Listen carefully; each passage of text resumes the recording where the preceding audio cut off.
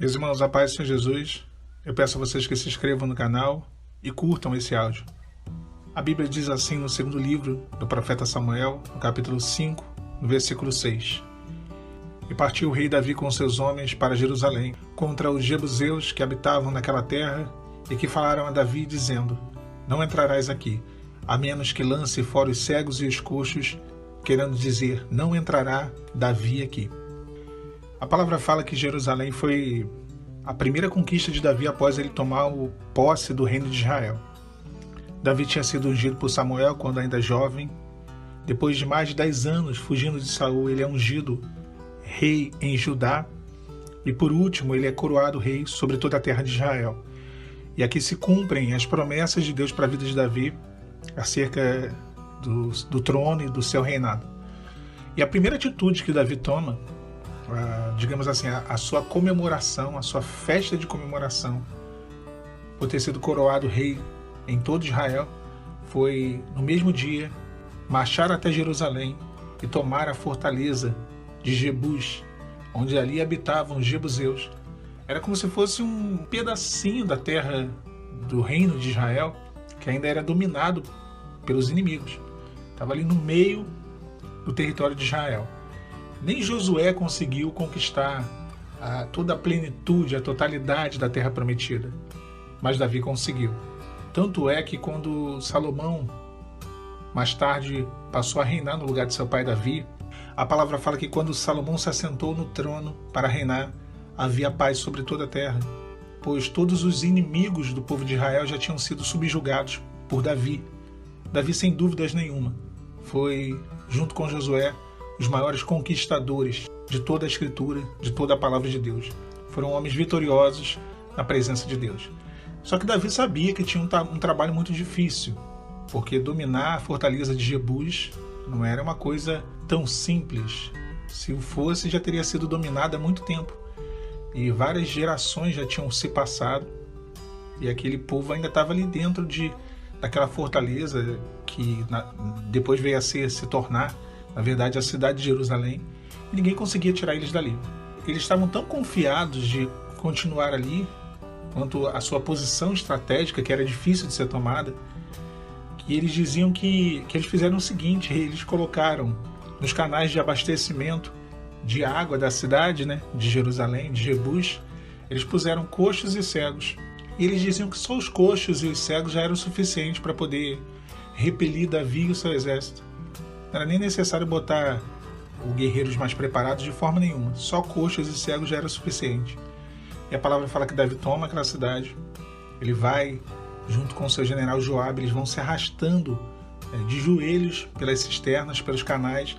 E depois que eles tomam, de certa forma, na cidade de Jerusalém, durante o período ali do reinado de Davi, havia uma certa restrição para com os coxos e os cegos, devido até mesmo a esse episódio que ocorreu dos jebuseus, que puseram ali coxos e cegos como uma espécie de defesa para a cidade. Claro que Davi, ele tratou bem, os coxos foram tratados bem por ele. O exemplo aqui que nós temos é Mefibosete.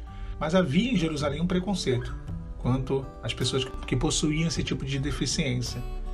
E o tempo passou, aqueles canais de abastecimento de água, eles se tornaram 2 grandes cisternas. Foram construídos 2 grandes reservatórios de água ali na cidade de Jerusalém. Um conhecido como Tanque de Betesda e o outro como Tanque de Siloé.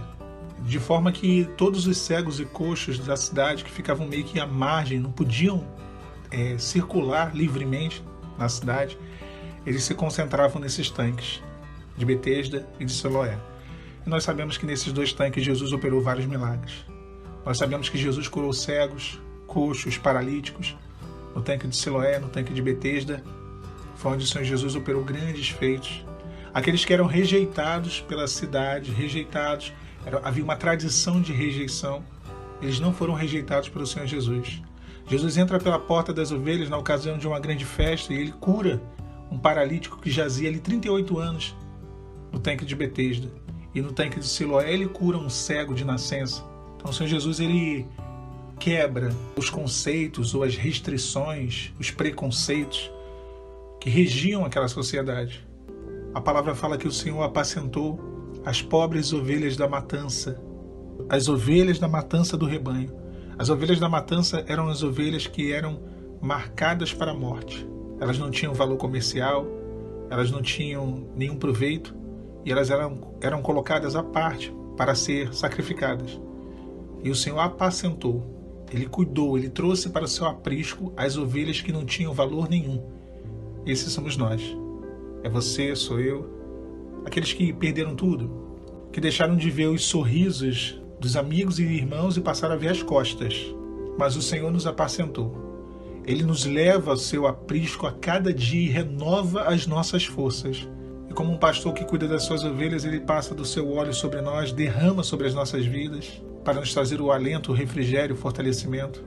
Nós somos ovelhas da matança. Nós somos os coxos e paralíticos e cegos que foram escorraçados da cidade, estavam ali nos tanques, aguardando o milagre, esperando o mover de Deus para a vida deles. Não é essa a nossa condição? Aguardando o milagre? Escorraçados, abandonados, desprezados? Isso pelo homem, mas de forma nenhuma pelo Senhor Jesus. Jesus entra no tanque de Betesda e Ele entra pela porta das ovelhas, porque Ele é o bom pastor que dá a vida pelas suas ovelhas. Meu irmão, minha irmã, hoje sinta-se cuidada pelo Senhor. Eu vou sempre trazer aqui no canal uma palavra de fortalecimento, porque é isso que nós precisamos, ter forças para a jornada. E aqui fica um pão diário, para que a cada dia tu consigas dar um passo em direção ao teu milagre. Esses alimentos, assim, essas mensagens curtas, direcionadas para o fortalecimento, para o encorajamento, para o consolo, são coisas que o Senhor tem ministrado ao meu coração primeiramente. O Senhor fala comigo, me dá o alimento para eu poder me levantar, para eu seguir, continuar firme na caminhada. Eu só tenho o mínimo trabalho de gravar e reproduzir para vocês. Nós somos ovelhas da matança, que temos sido apacentados pelo nosso bom pastor, que tem cuidado das nossas vidas, que tem nos guardado, que tem nos fortalecido, e que Ele continue assim, te guardando, te fortalecendo, te renovando, para que tu possa chegar no fim dessa jornada, tá bom? A paz, Senhor Jesus.